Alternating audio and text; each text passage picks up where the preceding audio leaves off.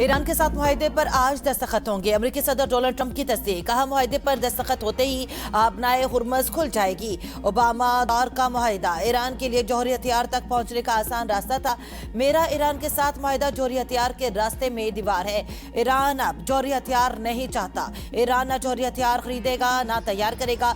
जब सुकून हो जाएगा तो मुनासिब वक्त पर जाकर जौहरी मवाद की बाकियात हासिल कर लेंगे, जिसे ईरान या अमेरिका में तबाह किया जाएगा। ईरान को मुआवजे की अदायगी नहीं की जाएगी। ईरान के साथ हमारे ताल्लुकात साबिक़ा अमेरिकी हुकूमतों से मुख्तलिफ और बेहतर हैं। ईरान और पूरे मशरिक़ वस्ता के साथ तवीलुल मुद्दती ताउन के ख़्वाह हैं। उम्मीद है ये अमल जल्द और खुश असलूबी से मुकम्मल होगा। अगर ये अमल कामयाब ना हुआ तो हमारे पास आखिरी ऑप्शन मौजूद है। ट्रंप ने इसराइली वज़ीर आज़म को भी डील से आगाह कर दिया। ईरानी वज़ीर ख़ारजा अब्बास अराग़ची की भी मुआहदे तय पाने की तस्दीक। कहा, मुआहदे के 14 नकात होंगे, तब्दीली मुमकिन है। मुआहदे पर दस्तखत डिजिटल तौर पर होंगे। एटमी प्रोग्राम को मुलतवी कर दिया। जौहरी मामलात बाद के मराहिल में ज़ेर बहस आएंगे। मुआहदे में लेबनान समेत हर मार्ग पर जंग का खात्मा शामिल होगा। हमारी तलवार हमेशा अबनाए हुर्मज पर लटकती रहेगी। ईरानी वज़ीर ख़ारजा के तर्जुमान इस्माइल बकाई का कहना है। इस्लामाबाद मुआहदे पर कल दस्तखत नहीं होंगे। वक्त का तयन अभी बाकी है।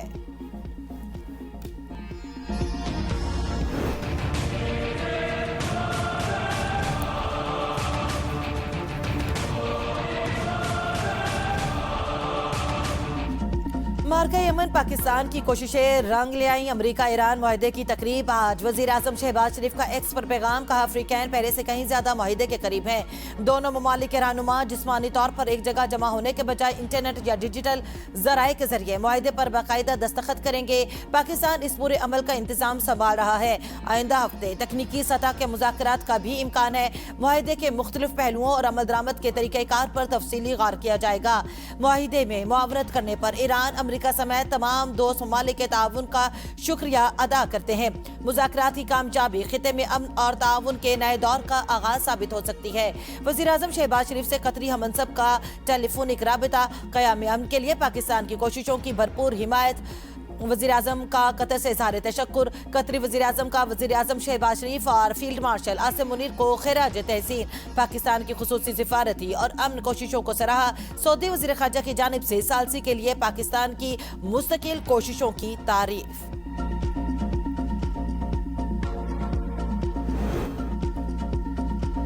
बजट में अवाम पर महंगाई बम। दूध, घी, मिसालें, शैम्पू, जूते और सैकड़ों अशिया महंगी। विफाकी बजट में GST के नफाज के बाद इन अशिया को थर्ड शेड्यूल में शामिल करने से 70 अरब रुपए की इजाफी आमदन हासिल होगी।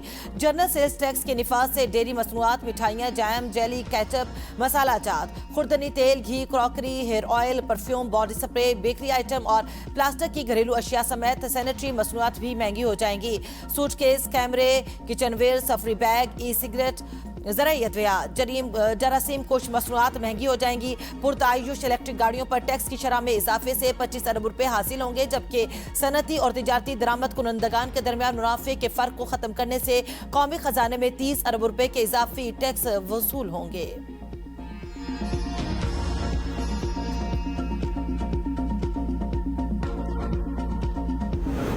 आइंदा माली साल के बजट में विफाकी मुलाजमीन, मुसल्लह अफवाज और पेंशनर्स के लिए रिलीफ पैकेज का ऐलान। नए पे स्केल्स में 2022 के 15% और 2025 के 10% एडहॉक रिलीफ को बुनियादी तनख्वाह में जम किया जाएगा।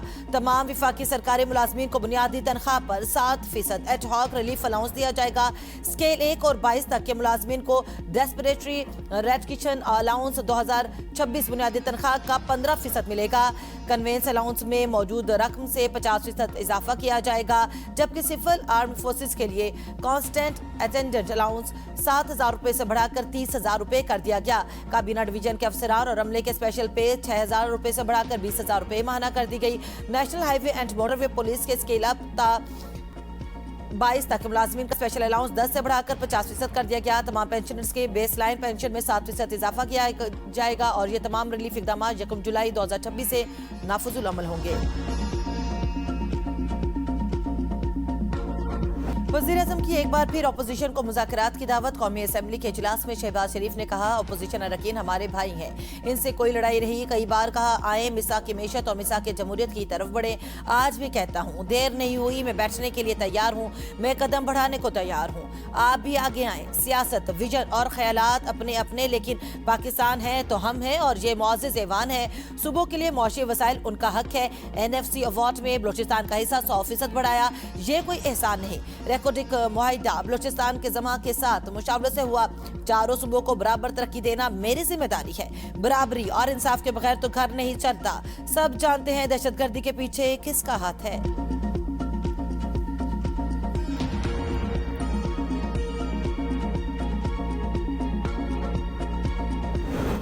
8,500 महाना कमाने वाले मुल्क में 7 करोड़ अफराद हैं। वजीर खजाना ने बजट तकरीर में कहा, 8,500 रुपए महाना कमाने वाला गुर्बत की लकीर से नीचे है। बजट में इनके लिए कुछ है। डरता हूँ मुल्क पर खुदा का अजाब आएगा। अपोजिशन लीडर महमूद अचकजई का कौमी असेंबली में खिताब। कहा, सेंट्रल एशिया के रास्ते बंद हैं, किसान मजबूरन आलू, कीनू, प्याज जानवरों को खिला देते हैं। किसानों के लिए मंडियां तलाश की जाएं। कराची किसी एक कौम का नहीं, कराची शहर सब हमारा हब है। हमने जुर्रत से काम लेना है। अपोजिशन लीडर ने असेंबली में इकबाल आफरीदी का मामला भी उठा दिया।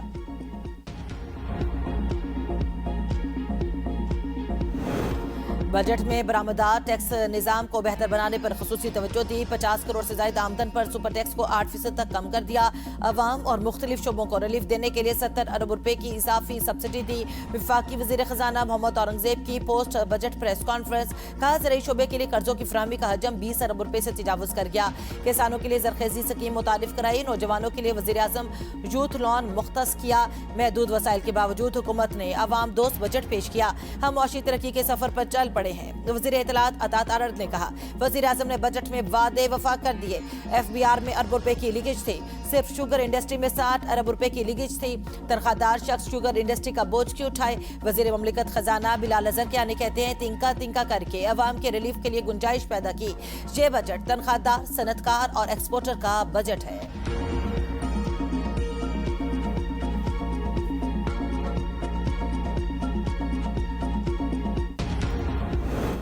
वज़ीर आज़म बानी PTI से मुलाकात का कहते हैं, लेकिन शायद ये उनके बस की बात नहीं। अगर बानी से मिलने की इजाजत नहीं तो हमें ऐवान में बैठने का कोई हक नहीं। बैरिस्टर गौहर का कौमी असेंबली में ज़ाहिर ख्याल। कहा, मुल्क का एक लीडर जेल में है, इससे मुलाकात की इजाजत नहीं मिल रही। हुकूमत 5 साल में भी अपने अहदाफ पूरे नहीं कर सकेगी। मुआशी इस्तेहकाम होगा तो मुल्क मजबूत होगा। मीडिया से गुफ्तगू में कहा, बजट में गरीब के लिए कुछ भी नहीं। ना लोड शेडिंग कम होगी, ना बिजली की कीमत कम होगी, दीगर अशिया भी सस्ती नहीं होंगी। हुकूमत की शाखर्चियों की कमी के लिए मुकम्मल मैनेजमेंट की जरूरत है। अवाम को गलत एदादो शुमार बताने से मसाइल दुरुस्त नहीं होंगे।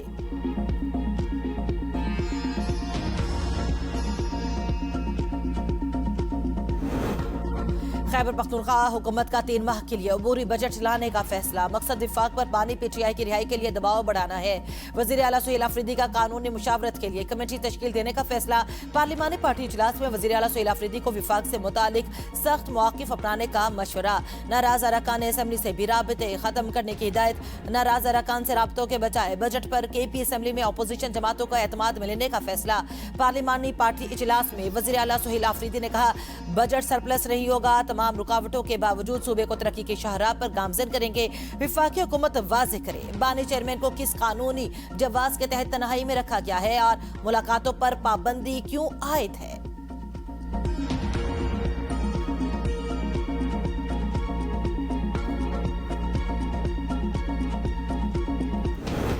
पेट्रोल पर अवाम से बड़ा खेल। असल कीमत 221 रुपए, फरोख्त 337 रुपए फी लीटर। हर लीटर पर 151 रुपए 88 पैसे इजाफी वसूली। लीवी, टैक्सेस और मार्जिन की तफसीलात सामने आ गई। ABN न्यूज को हासिल दस्तावेजात के मुताबिक कस्टम्स ड्यूटी से कबल पेट्रोल की फी लीटर कीमत 221 रुपए 90 पैसे बनती है।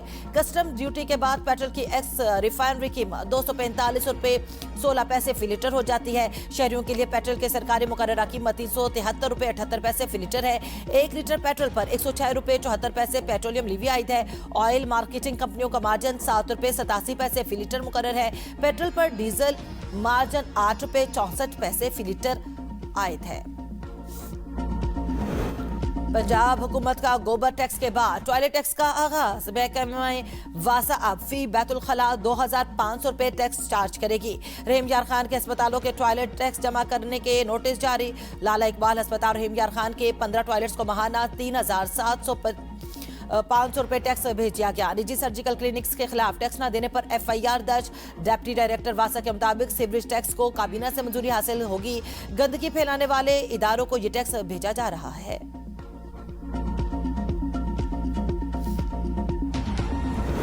जजेस की सियासी और सिफारती तकरीबात में शिरकत पर आयद पाबंदी खात्म। शिरकत मुतलका चीफ जस्टिस की पेशगी इजाजत से मशरूत।